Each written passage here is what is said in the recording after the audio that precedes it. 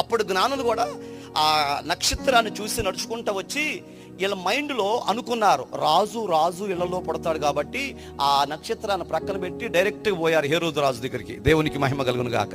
ఆడంటాడు, అసలు ఎలా జరిగింది, మీరు ఇక్కడే కూర్చోండి అని చెప్పి గ్రంథాలు తెప్పించి అక్కడ ఉన్నటువంటి పండితులందరిని పిలిపించి ప్రతి క్షణాన్ని లెక్క చూపిస్తాడు. ఎప్పుడు పుడతాడు, ఎలా పుడతాడు, ఎవరు పుడతాడు అని తెలిసిన తర్వాత అప్పుడు బయటకు వచ్చి, నాకు తెలియదు, మీరు వెళ్ళి అతను చూసి అతనికి మ్రొక్కి మళ్ళీ నా దగ్గర, అప్పుడు బయటకు వచ్చి నక్షత్రం చూసుకుంటారు. దేవునికి మహిమ కలుగును గాక.